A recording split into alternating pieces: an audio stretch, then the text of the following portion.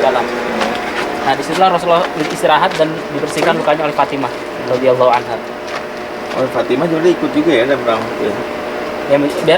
Wanita itu biasanya diikutkan untuk mengobati pasukan ya. Banyak yang bilang katanya di gua itu, kemudian di sekitar sana, tapi yang paling banyak ahli sejarah bilangnya di sebelah sini yang Roji. Kan kita juga bilang 100% benar, cuman ahli sejarah rata-rata bilangnya di sebelah sini.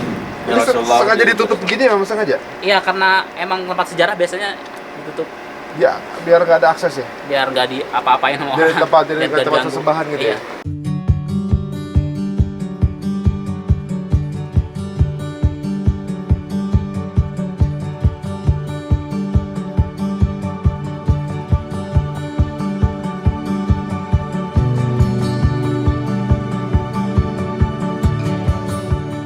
Assalamualaikum warahmatullahi wabarakatuh. Dan sekali ini kita akan berkelana ke puncak Bukit Uhud. Tapi sebelum proses berjalan, ternyata kendaraan kita ditilang. Tiba polisi datang, malah foto-foto.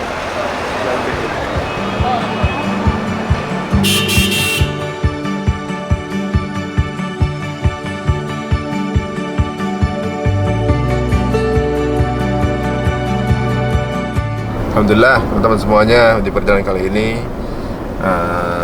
saya sudah ditemani dengan Ustadz siapa namanya? Ustadz Hafiz. Oh, Ustadz Hafiz. Jadi lahir langsung Hafiz. Masya Allah. Dijaga maksudnya. Dijaga ya. Jaga dia. Dan pasti juga saya damping sama Ustadz Bendri. Masya Allah. Kalau Sambil juga nanti kita memaknai dan mengambil inspirasi dari dengan bagaimana Uhud. Ini insya Allah ada beberapa tempat yang mungkin kalau kita ikut travel biasanya tuh nggak tersentuh gitu ya. Mungkin dengan adanya ini teman-teman bisa mendapatkan sedikit insight seberapa hebat perjuangan Rasulullah bisa membawa akidah itu sampai bisa kita nikmati sekarang ini, nikmat iman gitu. Ternyata nggak mudah. Di belakang juga ada bos kita nih. Aduh, bos kita nih. Bapak Aika dari Grapari, dan juga Ustadz Agung juga nih. Ya, yang meneruskan urat-urat kita. Iya. Masya Allah. Fungsinya luar biasa. Fungsinya luar biasa. Ya, kalau pegal datang Ustadz Agung. Kita nanti bicara ini Mas Ari, lebih bagaimana kalau kita nanti ke Jabal Uhud, inspirasi dari bagaimana Uhud tentang kesetiaan, pengorbanan, bahkan bagaimana orang-orang komitmen terhadap Quran juga belajar nanti. Waktu itu masuk itu ya? Oh iya. Bagaimana di Uhud kita belajar tentang bagaimana kesetiaan dari Thalha, bagaimana dia merela. Nanti kita lihat nanti, mudah-mudahan kita bisa mampir ke gua di mana Rasulullah sempat dibawa, dilindungi ya, pada Rasulullah dalam keadaan saat itu sudah terluka ya dari kejaran Khalid bin Walid saat itu dengan pasukannya. Dan juga nanti kita akan mudah-mudahan bisa melihat bagaimana dari Bukit Uhud yang kita lihat nanti ada Jabal Rumat kan, tentang tempat bagi pasukan-pasukan yang nanti akan pemasukan pemanah yang sudah diberikan amanah, tapi ternyata mereka dalam hal ini mereka memiliki ijtihad sendiri dalam pengambilan keputusan yang berdampak kepada kacau balaunya. Nah ini dalam rumah tangga pentingnya. Waduh, nyambung kemana-mana ya? Nyambung kemana-mana, makanya seorang pemimpin ya juga memiliki aturan yang wajib ditaati. Kalau ada ijtihad yang nggak dikomunikasikan, bahaya itu. Istri main gajah aja. Bahaya itu. Kok nyambung nyambung di situ. Kita bisa inspirasi kan banyak. Ini pertama nih? Iya. Pertama, siap. Ini apa dulu nih kita nih? Ini namanya Jabal Roya. Jabal Roya.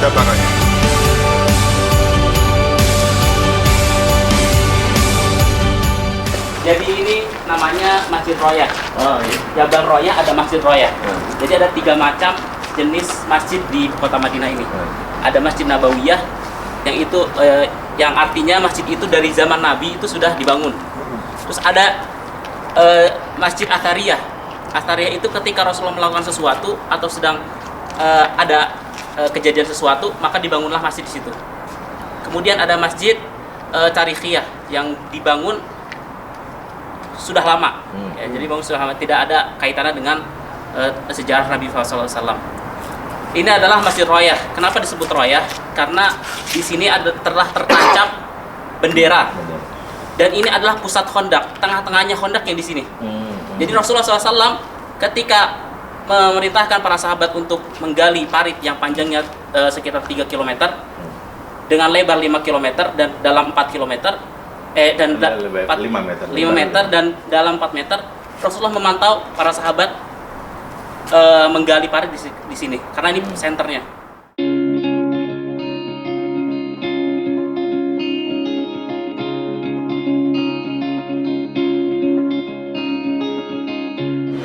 Jadi benar-benar kaum muslimin ini terjaga oleh di belakang gunung dan depan parit.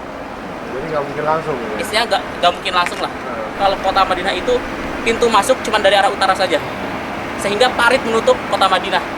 Ini strategi perang banget ya. Kalau kita sekarang melihat kok dibuat parit di sini, padahal di belakang juga kebuka. Tapi zaman dulu tidak kayak gitu. Karena kota Madinah ini dikelilingi oleh bebatuan bekas lahar.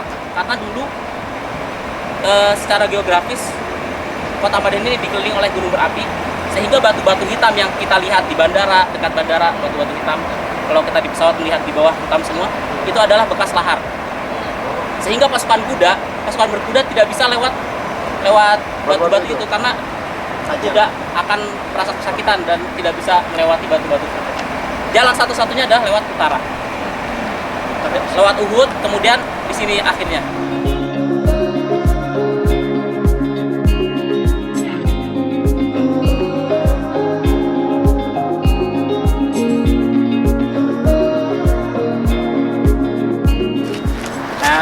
Ini adalah Masjid Nabawiyah yang dulu Rasulullah pernah sholat di sini. Namanya Masjid Dir'. Apa itu Dir'? Dir' itu baju besi atau perlengkapan perang. Ya, di sini tulis Rasulullah dulu ketika berangkat dari kota Madinah, dulu kota Madinah itu cuman kurang lebih sebesar Masjid Nabawi. Itu kota Madinah. Jadi ketika berangkat dari kota Madinah sampai sini, Allah kasih rasa ragu-ragu kepada Nabi Muhammad SAW karena pamannya Hamzah akan meninggal di perang Uhud. Jadi Allah lemparkan rasa takut itu sehingga ada rasa was-was dan berhenti di tempat ini. Rasulullah SAW berhenti di tempat ini, kemudian sholat asar, maghrib, sampai menginap di sini dan sholat subuh, dan akhirnya setelah sholat subuh baru berangkat ke medan perang Uhud.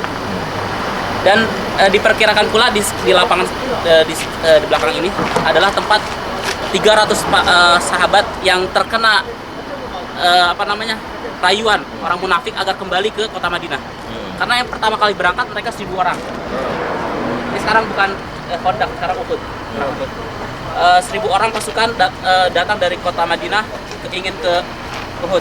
Kemudian 300 dirayu oleh Abdullah Ubay bin Salul, ketua munafik, dirayu agar kembali. Mereka orang munafik ini bilang, kita nggak punya kuda, kita nggak punya senjata yang lengkap, kita akan kalah. Kemudian 300 kembali ke kota Madinah, sekitar setengah kira-kira. Misalnya berapa? 700. Jadi 700 lawan 3.000. 700 pasukan lawan 3.000. Jadi awalnya 3.000 lawan 1.000. Jadi 3.000 lawan 700. Ya, kemudian setelah sholat subuh, Rasulullah dan para sahabat menggunakan baju besi dan perlengkapan perangnya di sekitar ini, sehingga dibangunlah masjid ini.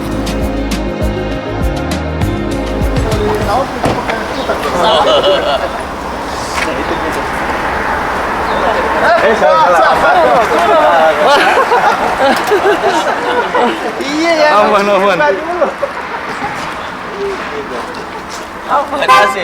Asif ya, Mamat. Di Indonesia. Masya Allah.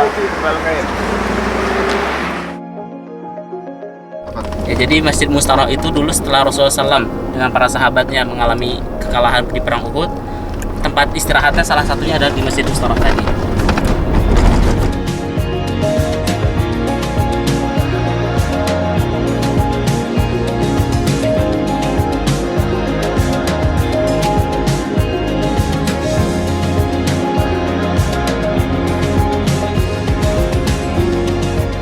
Mereka melihat pasukan panah turun, padahal harus menuruni lembah. Jadi sebelah gunung rumah ini ada lembah namanya Lembah Qonah. Sampai sekarang masih ada, nanti kita lewat Lembah Qonah. Gak peduli Khalid bin Walid mau lewat lembah, yang penting kita menang. Jadi ketika pasukan pemanah melihat Ghanimah dan turun, Khalid bin Walid langsung mutar akal dan turun ke lembah. Padahal turun ke lembah itu butuh waktu dan naik lagi. Dan itu membuat kaget pasukan pemanah karena tiba-tiba Khalid bin Walid muncul dari belakang. Ketika itu langsung banyak terbunuh kaum muslimin, sekitar 70 orang kaum muslimin meninggal.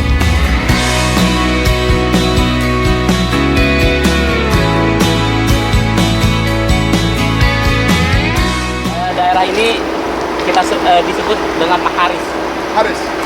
Maharis itu cekungan di Gunung Uhud, sehingga ketika musim-musim hujan atau kemarau, kadang mereka menyimpan air.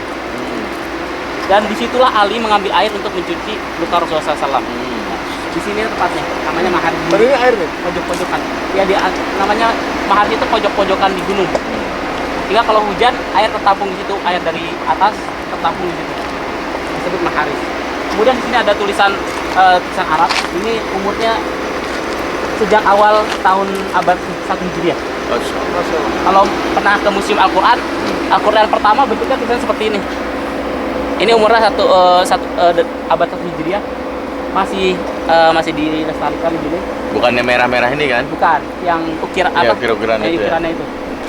Untuk yang nulisnya kita kurang tahu. Cuman ini tulisannya memang sudah lama, dari abad awal Hijriah.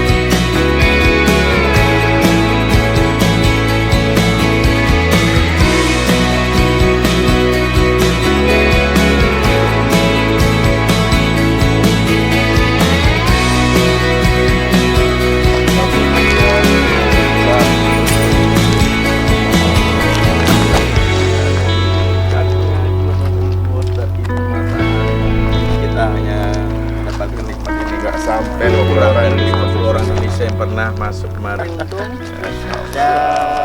Alhamdulillah kita sudah di puncak Bukit Uhud ya. Biasanya kalau umroh atau juga mungkin berkunjung ke Madinah itu kita cuma ada di bawah sana tuh, di Jabal Rumnya tuh. Apa namanya, Jabal Rum? Mana? Jabal Rumat. Jabal Rumat itu. Jabal Rumat. Waduh, alhamdulillah. Sama Ustaz Bedri sini. Alhamdulillah, Masya Allah. Ini pengalaman pertama. Orang keberapa kita? Ya, mungkin 34. Kurang dari satu. Matahari pas banget hilang. Allah, gitu. Allahu Akbar. Ya, sejarah tentang Uhud ini seringkali kita dengar. Kita justru hanya mengunjungi bagian-bagian bawahnya Jabal Rumat. Tapi kita dapat, alhamdulillah, rizki bisa langsung ke puncaknya. Masya Allah, jadi kita pakai itu tuh kendaraan. Dan Ustaz habis menyediakan snack sama tempat duduknya di situ. Kita mau nyantai gitu ya. Kita mau ngopi dulu nih. Iya. Waduh. Kita bikin tenda sini. Nanti kita mau lihat bagaimana kota Madinah itu mulai bersinar dan menyala-nyala. Masjid Nabawi itu terang gitu ya.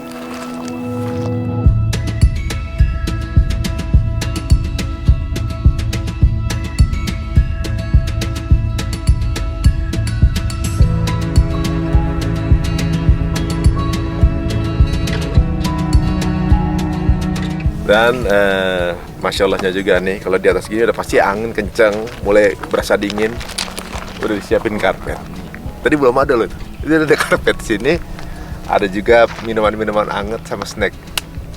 Kita sebentar lagi lihat bagaimana warna-warni dan mengkilatnya lampu-lampu dari Madinah. Kotanya orang yang paling kita sayang di dunia ini, Masya Allah. Nah, Masya Allah lagi nih, tuh ini ada gahwa kopi Arab yang disiapkan di sini. Jadi sambil memandang kota Madinah, sambil mendapatkan kehangatan nih.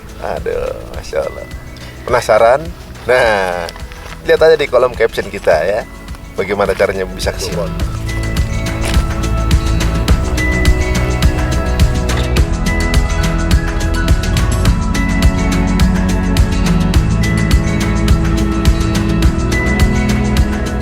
Alhamdulillah kita sudah sampai di puncak Gunung Uhud. Masya Allah. Maghrib nih sekarang. Maghrib ya? Ya, alhamdulillah. Kita sebentar lagi turun. Kita dapat hikmah banyak nih, Bang Ari. Pertama, kita berkisah tentang belajar kita tentang ketaatan. Bagaimana para sahabat mendapatkan instruksi untuk tidak turun, tapi karena memiliki istihad sendiri, melihat ada ghanimah, wah kayaknya harus dirapiin dulu nih urusan ghanimah, mereka turun. Justru disitulah awal dari kekalahan.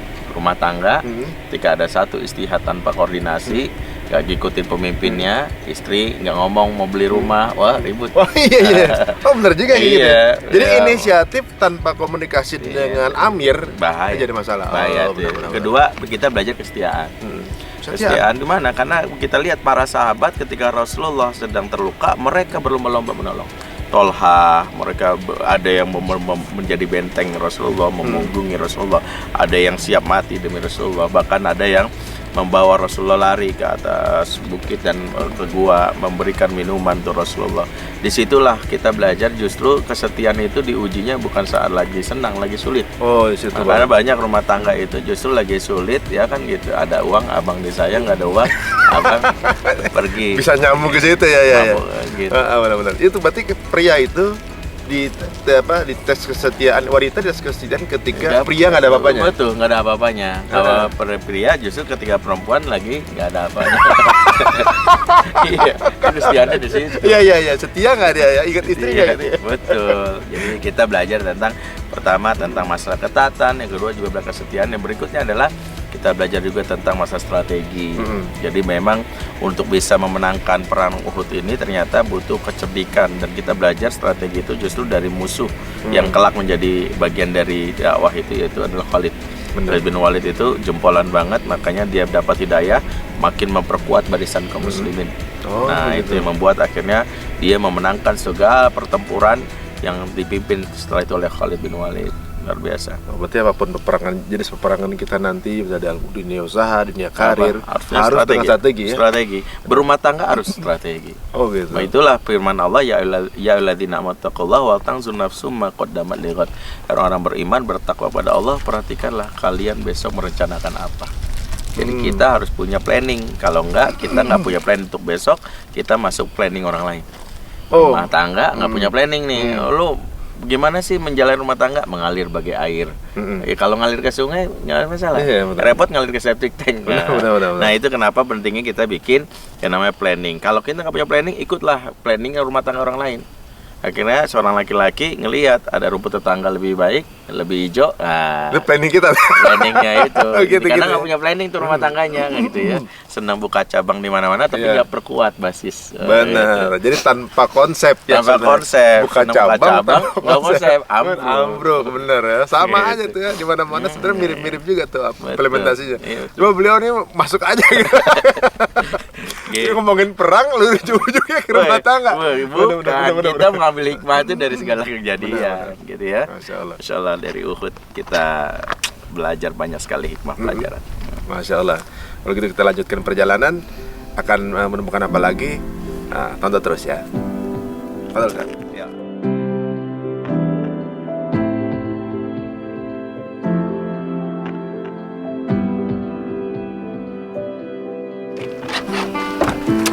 Mari kita lanjutkan perjalanan. Ini masih original ya, masih real, tanpa lampu segala macam, karena belum nyampe 50 orang. Kita tuh orangnya ke 28. Ganti lagi.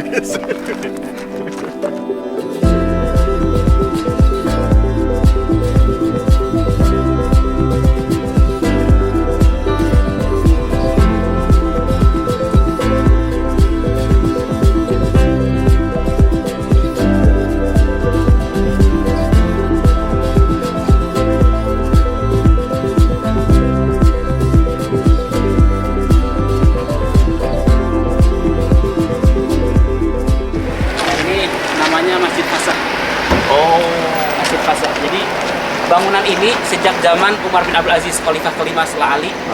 Kemudian ada khalifah setelahnya, yaitu Umar bin Abdul Aziz sebelum Umayyah, dinasti Umayyah. Ini masjidnya dari dulu seperti ini, belum direnovasi, belum diapa-apakan. Itu ada mihrabnya di sana. Namanya Masjid Fasa. Dulu, Kecil ya? Iya kecil. Jadi dulu Rasulullah SAW pukul mundur oleh pasukan musyrikin sampai sini. Kemudian dijaga oleh para sahabat sekitar 10 orang, yang mana dengan menjaga Rasulullah, salah satunya Thalhah, menjaga Rasulullah, dan sekitar 10 sahabat meninggal ketika menjaga Rasulullah SAW. Dulu itu agak masuk lagi ke dalam. Nah, disitulah Rasulullah istirahat dan dibersihkan lukanya oleh Fatimah radhiyallahu anha. Oh, Fatimah juga ikut juga ya dalam perang ya. Wanita itu biasanya diikutkan untuk mengobati pasukan, ya. Banyak yang bilang katanya di gua itu, kemudian di sekitar sana, tapi yang paling banyak ahli sejarah bilangnya di sebelah sini. Yang Roji. Yang Roji. Kan kita juga bilang 100% benar, cuman ahli sejarah rata-rata bilangnya di sebelah sini. Jadi sengaja ditutup begini memang sengaja? Iya, karena emang tempat sejarah biasanya ditutup Ya, biar nggak ada akses ya? biar nggak di apa-apain sama Jadi orang. tempat Dan tempat terganggu. sesembahan gitu Iya. ya? Cuman mungkin udah ketimbun sama semen-semen, fondasi, jadinya bangunan. Di sini lokasi waktu Rasulullah terluka dan lukanya dibersihkan oleh Fatimah. Gitu. Masya Allah. Akhirnya diambil oleh Ali radhiyallahu anhu. Diambil oleh Ali ya? Ya, tadi Ayah namanya Maharis. Haris. Haris itu. Sayang ya ini nggak bisa kita ngelihat langsung, sengaja memang biar nggak ada hal-hal Biar Musik nggak ya. jadi tabaruk dan ya sesembahan cuma buat Allah ya. Sini aja ada. Teman-teman kalau daerah sini pemandangan rumah-rumah kayak kampung gini, kemudian ketemu garasi kayak gini, itu kayak pemandangan yang biasa, tapi nggak tahu bahwa di belakang garasi ini dulu Rasulullah pernah duduk terluka, men. Masya Allah, kelihatannya sepele ya, tapi ada sejarah besar disembunyikan di dalamnya yang kita sendiri mungkin tutup aksesnya untuk ke sana, tapi minimal mudah-mudahan Allah ngelihat apa yang kita lakuin di sini karena kecintaan kita terhadap beliau. Sampai juga kita ke sini. Allah. Gimana, Sat? Alhamdulillah, banyak sekali. Ini juga kisah tentang kita belajar ya Uhud juga tentang cintanya seorang anak terhadap ayahnya. Dan memang sejatinya itulah Rasul itu the real father man. Buktinya adalah sampai anaknya menganggap memang the first love-nya adalah ayahnya. Ayahnya terluka, dia pertama kali. Dan itu menunjukkan bahwa memang seorang ayah tidak bisa lepas dari bagaimana anak gadisnya sendiri, dan anak gadisnya lah yang menjadi salah satu penolongnya. Dan itulah kenapa kita belajar banyak Rasulullah sebagai seorang ayah juga. Seorang Fatimah sampai ketika menikah memilih Ali, itu juga satu alasan yang kenapa memilih Ali, padahal dilamar sama Abu Bakar. Abu Bakar kaya, beriman, ditolak. Umar kaya, beriman, ditolak. Tapi Ali itu beriman tapi miskin. Nah, jawabannya adalah karena Ali paling mirip baginda Rasulullah SAW secara fisik. Jadi kalau ditanya kira-kira kenapa Fatimah milih Ali, kira-kira jawabannya Ali ini ayahku banget. Nah, itulah. Dan kita belajar tentang bagaimana seorang anak berkhidmat kepada ayahnya, dan itu buah dari cintanya ayah yang tulus berbalas kepada cintanya anak, pengabdian anak. Jadi ketaatan anak itu nggak bisa sistem ditakut-takuti, tapi merasakan cinta, menjadikan ayahnya sebagai bentuk pengabdiannya sebelum dia nanti mengabdi kepada suami. Masya Allah. Gitu. Sampai ikut perang itu Fatimah. Iya, Fatimah menjadi salah satu tim belakang ya, jadi penolong. Bikin Sini baper kita namanya. nggak nyangka di sini. Ini garasi dibaliknya ternyata. Ini garasi ala-ala yang dibuat supaya kita tuh nggak jadi musuh putaran Allah aja. Iya, karena orang kalau udah bikin suatu peristiwa, kadang-kadang melihat ya mengambil tabaruk dengan cara yang kadang-kadang tidak diajarkan syariat. Kayak dibikin seperti ini aja, tapi sejarahnya sangat mendalam. Ya, luar biasa. Siap, kalau gitu kita bergerak lagi.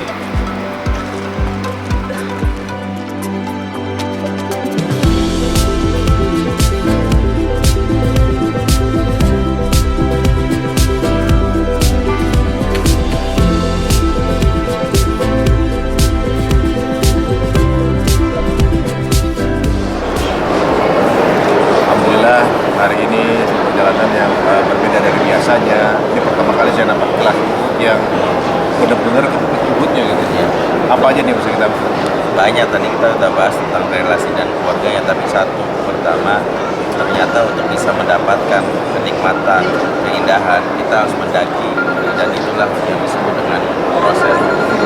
Kita bisa melihat itu dengan indah kan kita harus lewat dari bawah.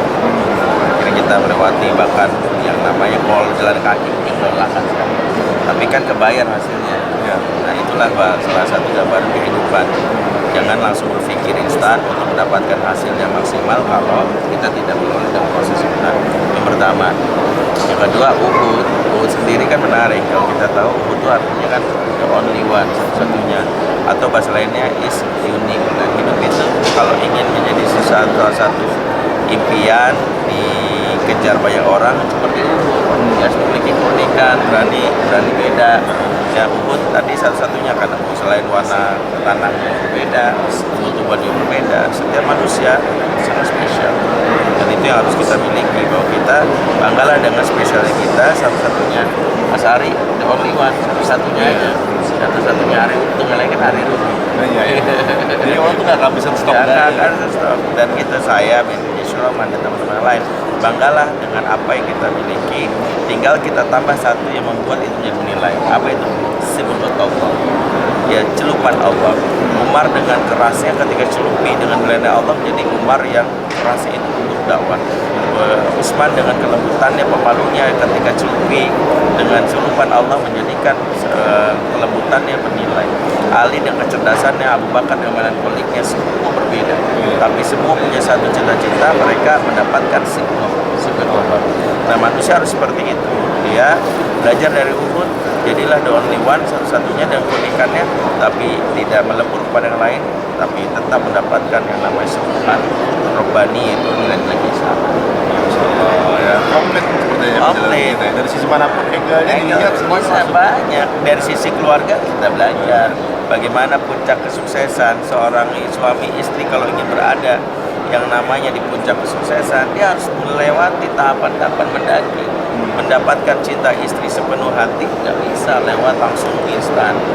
Ya, dia harus mendaki, mencoba melalui proses yang berat. Kan jalannya berliku-liku.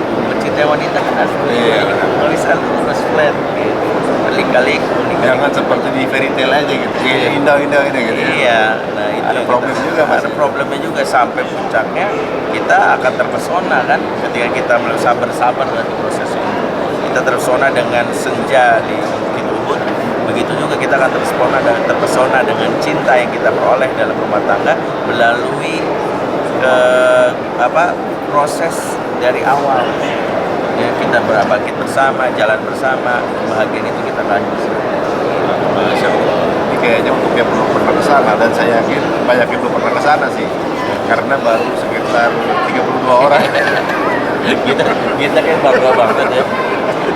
Jadi dari itu baru sebulan dibuka. Benar. Jadi kita 100 orang pertama lah. Dan kita rasa kita peringkat berapa tadi?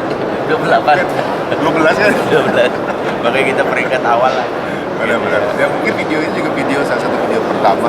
Udah pernah deh bikin ya. Ini salah satu video pertama yang akan dilihat teman-teman karena belum pernah ada trip ke sana. Insya Allah mau ke sana. Siapa tahu sebentar lagi Ustaz Bendre akan membuka trip Khusus kapal. Kapal untuk kita bikin khusus yacht. Anak muda senang nanjak gunung. Nah ini kita ajak nanti. Ya, Siap temenin. oh siap. Pasar kan? Iya. Oh, iya. Udah hafal kita nyampe sana. Apa perlu saya yang bawa pokoknya? Saya jadi sombong nih.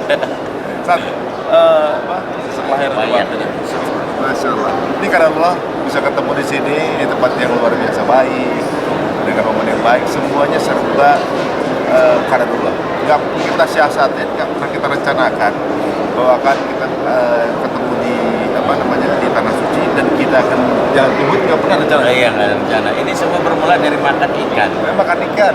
Gara-gara makan ikan itu Awalnya gara-gara makan bakso. Makan bakso. Saya ngajak makan ikan. Ketemu di Uhud. Dari bakso ke ikan ketemu.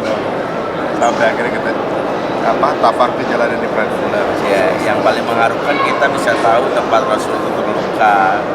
Di situ itulah bagaimana kita merasakan bagaimana dulu Rasulullah sebagai seorang nabi memberitahu juga bahwa pemimpin yang baik terlibat di dalam usaha proses ya. Jadi bukan seorang bos, leader. Bos nyuruh, leader terlibat. Leader turun ikut berdarah. Iya, berdarah. Banyak. Nggak bisa dijamin satu-satu. Kita mesti langsung ke tempatnya dan bisa merasakan. Ini beda experience. Dan jangan lupa untuk like dan subscribe dan juga komen yang biasa. Ini juga siapa tahu dari doa-doa tersebut akan membawa teman-teman semua bisa